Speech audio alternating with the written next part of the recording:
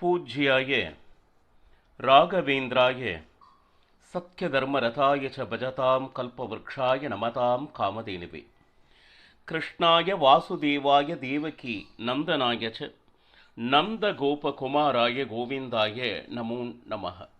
ஐந்தாவது வேதம் என்று போற்றப்படும் மகாபாரதம் பார்த்து வருகிறோம். இப்போ 12 வருட வனவாசம் மற்றும் 1 வருட அஞ்ஞானவாசமும் முடித்தனர்.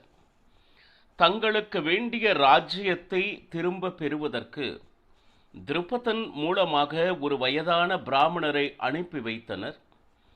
இது அனைத்தையும் அந்த சபை கேட்டது. நாங்கள் ஆலோசித்து நாங்கள் தூதுவரை அனுப்புகிறோம் என்று அனுப்பி வைத்தனர் அந்த பிராமணரை. இப்போ சஞ்சயனை அழைத்து ஒரு துளி இடம் கூட அவர்களுக்கு கொடுக்கக்கூடாது, ஆனால் யுத்தமும் நடைபெறக்கூடாது. இதை எப்படி பக்குவமாக தர்மராஜனுக்கு சொல்ல முடியுமோ நீ சொல்ல வேண்டும் அப்படின்னு சொல்லிட்டு சஞ்சயனை அனுப்பினார். சஞ்சயன் வந்ததிலிருந்து யுத்தம் என்பது தர்மவான்களுக்கு உகந்தது அல்ல. நீங்கள் இதுவரை பலவிதமான தர்மங்களை செய்து சொர்க்கத்தின் வாயிலில் இடம் பிடித்திருக்கிறீர்கள், சரி. ஆனா இதனால் வரை சேர்த்து வைத்த அந்த நல்ல பெயரை யுத்தம் செய்வதால் நிச்சயமாக அந்த புகழை நீங்கள் இழப்பீர்கள். இப்போ யுத்தத்தினால் ஆவது என்ன? நிறைய உயிர்கள் நிச்சயமாக போகும். அதனால உங்களுக்கு சுகமா அப்படின்னு கேட்டா நிச்சயமாக இல்லை. இதற்கு பதிலாக எங்கோ சென்று காட்டில் பிக்ஷை எடுப்பது மேல் அப்படின்னு சொல்லிட்டு சஞ்சயன் பாருங்க, அவர்கள் ராஜ்யம் தருவதை பற்றி எந்த ஒரு பதிலும் அவனுடைய வார்த்தையில் இடம்பெறவில்லை. ஆனால் யுத்தம் செய்யக்கூடாது, யுத்தத்தினால் அதர்மம் நிகழும், ஒரே குடும்பத்தில் இப்படி யுத்தம் நடத்துவது நிச்சயமாக இகழ்ச்சிக்கு காரணமாகும். ஏன்னா தர்மராஜன் தர்மிஷ்டன், தர்மத்தை பற்றி சொன்னால் அவன் நிச்சயமாக யுத்தம் வேண்டாம் என்று அறிவுறுத்தி விடுவான் அப்படின்னு சொல்லிட்டு சஞ்சயன் அந்த இடத்திலேயே இருக்கான். இதையெல்லாம் கேட்ட தர்மராஜன் சொல்றான், அவர்கள் அந்த ராஜ்யம் தருவதை பற்றி நீ எந்த ஒரு வார்த்தையும் இதுவரை சொல்லவில்லை சஞ்சயா. இப்போ நாங்க ஏன் யுத்தம் செய்யணும்? முதல்ல யுத்தம் செய்யறோம் அப்படின்னு நான் உங்ககிட்ட சொன்னா, ஆனா முழுமையாக உன்னுடைய வார்த்தைகள் அனைத்தும் யுத்தம் என்பது அதர்மம், அதனால் நிறைய உயிர்கள் போகும், நிச்சயமாக அந்த கீர்த்தி போய்விடும், அவர்களை கொன்று நீங்கள் அரசாட்சி செய்ய முடியுமா, இப்படித்தான் சொல்கிறாயே தவிர நியாயமாக தர்மத்தின்படி வருகின்ற அந்த செல்வத்தை அந்த ராஜ்யத்தை எங்களுக்கு கொடுப்பது பற்றியான எந்த விதமான விவரமும் நீ கூற மாட்டேங்கிற. அதல்லாம இந்த இடத்துல நான் ஒன்று சொல்றேன், ஆபத் தர்மம் அப்படின்னு சொல்லிட்டு ஒன்று இருக்கு. அதாவது அதர்மிகள் தலையெடுத்து நிறைய அநியாயங்களை செய்யும் பொழுது அந்த நேரத்தில் அதை வேடிக்கை பார்த்து கொண்டு இருப்பது அப்படிங்கிறது சத்திரிய தர்மம் அல்ல. அப்ப இதனால் நிறைய நல்லவர்களுக்கு நிறைய தீங்கு விளைவிக்கும். அப்ப அவர்களை காக்க வேண்டியது அந்த சத்திரிய குலத்தினுடைய தர்மம் தானே. அப்போ யுத்தம் செய்ய வேண்டும் என்கின்ற ஆசை இல்லை என்றாலும் அந்த சத்திரிய தர்மத்தை நாம் பரிபாலனம் செய்ய வேண்டும் என்கின்ற பொறுப்பு வந்து விடுகிறது இல்லையா? அது மட்டுமல்லாம சில இடத்துல பார்த்தீங்கன்னா ரொம்ப வயசாயிடுச்சு, சரி, அதனால தினசரி காலையில் செய்யக்கூடிய அந்த சந்தியா வந்தனங்கள் அதெல்லாம் செய்ய முடியல அப்படின்னா நாம அவர்களை அந்த நேரத்தில் தர்மத்தை நீங்கள் விட்டு விட்டீர்கள் அப்படிலாம் சொல்ல முடியாது. ஏன்னா அந்த வயோதிகம் எழுந்திருக்க முடியாத ஒரு தன்மையில் அதனால் அவர்களுக்கு பாபம் வருமா அப்படின்னு சொல்லிட்டா நிச்சயமாக இல்லை. அவர்களை தர்மத்திலிருந்து நீங்கள் நழுவி விட்டீர்கள் அப்படின்னு சொல்லலாமா அப்படின்னு கேட்டா இல்லை. வயதான காலத்தில் அந்த கர்மானுஷ்டானம் செய்வதில் ஏதோ கொஞ்சம் முன்ன பின்ன இருந்தா அது நிச்சயமாக மன்னிக்கப்படும். ஆனால் இதை கேட்டுவிட்டு சிறிய வயது இருப்பவர்களும் தங்களால் முடிந்தும் அந்த கர்மத்திலிருந்து நீங்கள் செய்யாமல் இருந்தீர்களேயானால் அவர்களை நீங்கள் சும்மா இருக்கக்கூடாது, அவர்களை திட்ட வேண்டும். அவர்களது திட்டியாவது அந்த நித்திய கர்மானுஷ்டானத்தை செய்விக்க வேண்டும் அப்படின்னு சொல்லிட்டு தர்மம் சொல்லுது. சரி, நல்லவர்கள் இருந்தார்கள் என்றால் அவர்களை காப்பாற்றுவது, ரட்சணை செய்வது அப்படிங்கிறது சத்திரிய தர்மம் என்பது உனக்கு தெரியாதா? அது மட்டுமல்லாமல் அதர்மத்தின் பிடியில் இருந்து கொண்டு மக்களையும் சரி ராஜ்யத்தையும் நாசம் செய்து கொண்டு ஒருத்தர் இருந்தாங்கன்னா அவர்களுக்கு சரியான தண்டனை கொடுப்பது கூட சத்திரிய தர்மம். இது அனைத்தும் தெரியாதவனா நீ சஞ்சயா? துஷ்டருக்கு எதிராக போராடுவது என்பது நிச்சயமாக சத்திரிய தர்மம் தானே.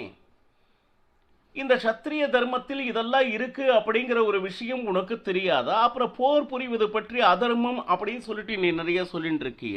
சரி, அவர்கள் எங்களுக்கு சேர வேண்டிய நியாயமா பார்த்தோம்னா பாதி ராஜ்யம் பிதராதித சொத்து ஆகிறது. இருந்தாலும் தர்மத்தின் படி கிடைக்கக்கூடிய ஒரு சிறிய கிராமம் இருந்தாலும் போதும் அப்படின்னு சொல்லிட்டு பாருங்க. இஷ்டமில்லாமல் கொடுக்கக்கூடிய ராஜ்யத்தை விட மனமுவந்து கொடுக்கக்கூடிய தர்மத்தின்படி வரக்கூடிய ஒரு சிறிய கிராமம் இருந்தாலும் போதும் அப்படின்னு தர்மராஜன் சொல்றான். சரி சஞ்சயா, நீயும் நானும் பேசிக்கொண்டிருந்து என்ன பிரயோஜனம்? உனக்கும் தர்மம் தெரியும், எனக்கும் தர்மம் தெரியும். ஆனால் இந்த நேரத்தில் நமக்கு எது வேண்டுமோ அதை பற்றி நீ சொல்லிக் கொண்டு இருக்கிறாய். இதோ பகவான் கிருஷ்ணன் இருக்கா, அவன் 2 பேருக்கும் பொதுவானவன். பாண்டவர்களும் நல்லா இருக்கணும்னு நினைக்கிறவன், கௌரவர்களும் நல்லா இருக்கணும்னு நினைக்கிறவன். ஏன்னா துரியோதனனும் அர்ஜுனனும் ஒரு சேர கிருஷ்ணனை பார்க்கும் பொழுது அவனுடைய 10 லட்ச நாராயண சேனைகளை துரியோதனுக்கு கொடுத்தவன் கிருஷ்ணன். எந்த ஆயுதமும் இல்லாமல் பகவான் கிருஷ்ணன் மட்டும் இப்போ எங்கள் பக்கத்தில் இருக்கின்றார். இப்போ அவன் நம்மை சுற்றி இருக்கக்கூடிய தேசத்தினுடைய அந்த ராஜர்கள் செய்கின்ற நல்லது மற்றும் கெட்டது அனைத்தையும் அறிபவன்.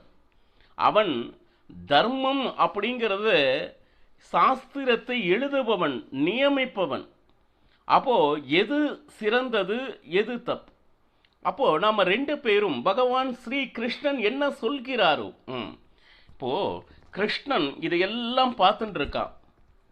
தர்மராஜா, ராஜ்யத்தை கேட்பது தவறு, நீ மீண்டும் வனவாசத்துக்கே செல் அப்படின்னு கிருஷ்ணன் சொல்லிட்டான்னா அதற்கு 2வது வார்த்தை இல்லை, நான் சென்று விடுவேன்.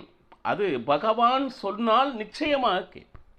அதே போல உன்னுடைய உரிமை இது, உனக்கு நியாயமாக தர்மத்தின்படி கிடைக்க வேண்டியது, நீ போர் புரிந்தாவது அதை பெற வேண்டும் அப்படின்னு கிருஷ்ணன் சொல்லிட்டார். நிச்சயமாக போர் புரிவதில் எந்த விதமான தயக்கமும் இல்லை. 2 விஷயத்தையும் சஞ்சயன் சொல்றான். ஏன் கேட்டீங்கன்னா, அவன் தன்னுடைய திருவாய் முகத்திலிருந்து அருளுகின்ற ஒரு வார்த்தையும் தர்மமாகத்தான் இருக்கும். சரி, இதுல என்னன்னா கொஞ்சம் நீ நினைச்சுப்பார். கிருஷ்ணனுடைய வார்த்தைகளை கேட்டதனால்தான் யாதவர்கள் இன்று அற்புதமாக இருக்கின்றனர், தர்மத்தின்படி வாழ்ந்து கொண்டு இருக்கின்றனர். உனக்கு தெரியாதா? பவுண்டரங்க வாசுதேவன் கிருஷ்ணனுடைய வார்த்தையை கேட்கவே இல்லை. அவன் அழிந்த கதை நானே கிருஷ்ணன், நானே கிருஷ்ணன் என்று சொல்லிக் கொண்டிருந்தான். கிருஷ்ணனை போலவே வேடமடைந்து நானே கிருஷ்ணன் சொல்லிட்டு இருந்தான். இன்னைக்கு அவன் இல்லை. அதே இன்னொருத்தன் பார்த்தீங்கன்னா பகவான் கிருஷ்ணன் அண்ணன் தம்பிகள் தான். ஆனா அந்த பப்ரு அப்படிங்கிற ராஜா என்னன்னு கேட்டீங்கன்னா, கிருஷ்ணனுடைய அடிமை நான், அவனுடைய வார்த்தை என்று என்னுடைய வாழ்க்கையில் வேறு எதுவும் எனக்கு இல்லை அப்படின்னு சொல்லிட்டு வாழ்ந்தவன் இன்னைக்கு எவ்வளவு நல்லா இருக்கான் கொஞ்சம் நினைச்சுப்பார். பகவான் கிருஷ்ணனுடைய வார்த்தையை கேட்பவர்கள் இன்று அற்புதமாக வாழ்ந்து கொண்டிருக்கிறார்கள் என்கின்ற ஒரு விஷயம் உனக்கு தெரியாதா? சரி, இதெல்லாம் இருக்கட்டும். இப்போ பகவான் கிருஷ்ணன் என்ன சொல்கிறோனோ நாம் அதை கேட்கலாம் அப்படின்னு சொல்லிட்டு, சஞ்சயா, கௌரவர்களும் சரி பாண்டவர்களும் சரி நன்றாக இருக்க வேண்டும். யாருக்கும் இந்த பக்ஷபாதம் ஒரு பக்கமா பேசக்கூடியது அப்படிங்கிறது என்றையுமே என்னைக்கிட்ட இல்லை. சரி, நன்றாக தெரியும் உனக்கு நான் எப்பொழுதுமே சாந்தியை விரும்புவேன். போர் அப்படிங்கிற ஒரு விஷயத்தினால எவ்வளவு விஷயங்கள் தவறாக ஆகிறது என்பதை நானும் அறிவேன். சரி, அதே மாதிரி தர்மமும் இதையே தான் வலியுறுத்துகிறது. அவ்வளவு சீக்கிரம் போர் அப்படிங்கிற ஒரு விஷயத்தை நிச்சயமாக பிரகடனப்படுத்தக்கூடாது. சரி, இப்போ சஞ்சயா, நீ கொஞ்சம் நினைச்சு பாரு. நீ யார் பக்கம் இருந்து வந்திருக்கிறாயோ அவர்கள் செய்த காரியம் என்ன? சரி, ராஜ்யம் தனக்கு தர வேண்டிய ஒரு நியாயமான ஒரு விஷயத்தை அஸ்தினாபுரத்தில் போய் கேட்கும் பொழுது, சரி, நான் ஒரு துளி நிலமும் தருவதற்கு இல்லை, தரமாட்டேன் அப்படின்னு அவங்க சொன்னாங்கன்னா, யுத்தத்தை தவிர வேறு ஏதாவது மார்க்கம் இருக்கா? அப்போ நியாயமாக வரவேண்டியதை ஒருவன் தரவில்லை என்றால் நிச்சயமாக அவன் அதர்மத்தின் படி நடக்கிறான் என்றுதானே அர்த்தம். அப்ப கேட்பவனுக்கு என்ன தோணும்? யுத்தம் செய்தாவது என்னுடைய இடத்தை மீட்க வேண்டும் என்கின்ற எண்ணம் நிச்சயமாக வருவது இயற்கை தானே சஞ்சயா? நீ சொல்லு பார்க்கலாம். சரி, யுத்தம் செய்யாதே, அதற்கு பதிலாக நீ காட்டிற்கு செல் அப்படின்னு சொல்லிட்டு உன்னுடைய சித்த புத்தி நன்றாக தெரிந்து தெளிந்துதான் பேசுகிறாயா? பக்ஷம் போஜ்யம் அப்படின்னு சொல்லிட்டு செய்ய வேண்டும் என்கின்ற ஒரு ஆசை ஒருவருக்கு இருக்கு. இது இந்த பக்ஷ போஜ்யம் எல்லாம் இன்று துரியோதனாதிகள் சாப்பிட்டு கொண்டு இருக்கிறார்கள் என்றால் அதற்கு யார் காரணம்? கொஞ்சம் நினைச்சுப்பார். ஏன்னா பாதி சொத்து என்பது பிதராஜித சொத்து. அது காலம் காலமாக அஸ்தினாபுரத்திற்கு சேருவது திருதராஷ்டிரனுக்கு எவ்வளவு அந்த உரிமை உள்ளதோ அதே அளவுக்கு பாதி ராஜ்யத்திற்கு பாண்டுவின் மக்களுக்கும் உண்டு. அது போக அதற்கு மேல் பல ராஜர்களை வென்று அதன் மூலமாக கொண்டு வந்த அனைத்து சொத்துக்களையும் திருதராஷ்டிரனிடம் தானே ஒப்பித்தார்கள். அப்ப அந்த ஆஸ்தியும் கௌரவர்கள் ஏதாவது சம்பாதித்த பகுதியா? கொஞ்சம் நினைச்சு பாரு. பிதராஜித சொத்து மட்டுமல்லாமல் அதற்கு மேல் அந்த சொத்தினை பெருக்கி கொடுத்தவர்கள் பாண்டவர்கள். இன்னும் சொன்ன போனா அவர்களையெல்லாம் அதை அனுபவித்துக் கொண்டு திருப்தியாக சாப்பிட்டு கொண்டு இருக்கிறார்கள். எப்பவுமே ஞானத்தினால் கர்மத்தை செய்ய வேண்டும்.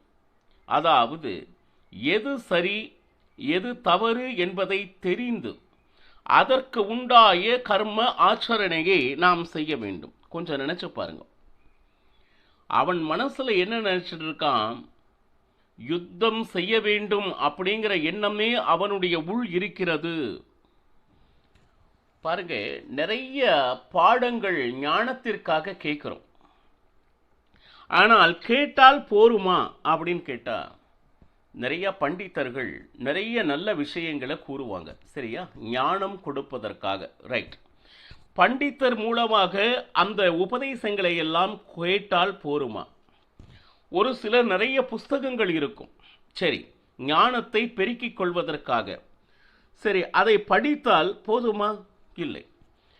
இப்போ குழந்தைகள் எல்லாம் வாத்தியார் பாடம் நடத்துவதை கேட்குறாங்க. Very good. புஸ்தகத்தில் இருக்கிறத படிக்கிறாங்க. இது ரெண்டும் இருந்தால் போருமா? ஆனால் அவர்கள் அதனை எப்படி உள்வாங்கி இருக்கிறார்கள் என்பதற்காகத்தானே தேர்வு என்கின்ற ஒன்று இருக்கு.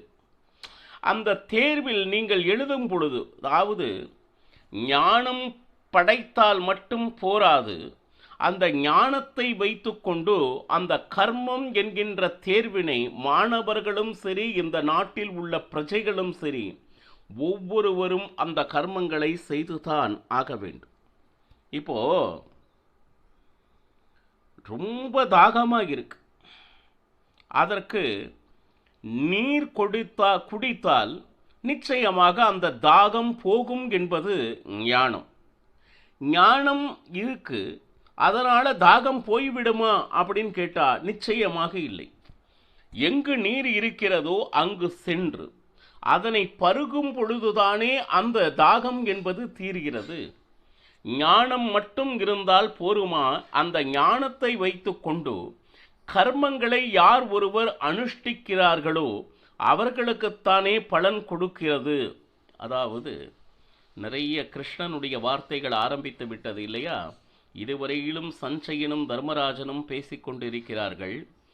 சஞ்சயனுக்கு மட்டுமல்லாமல் இந்த மகாபாரதத்தை கேட்பவர்கள் அனைவருக்குமே தர்மம் என்றால் என்ன என்கின்ற பாடத்தை ஆரம்பித்திருக்கிறான் பகவான் ஸ்ரீகிருஷ்ணன்.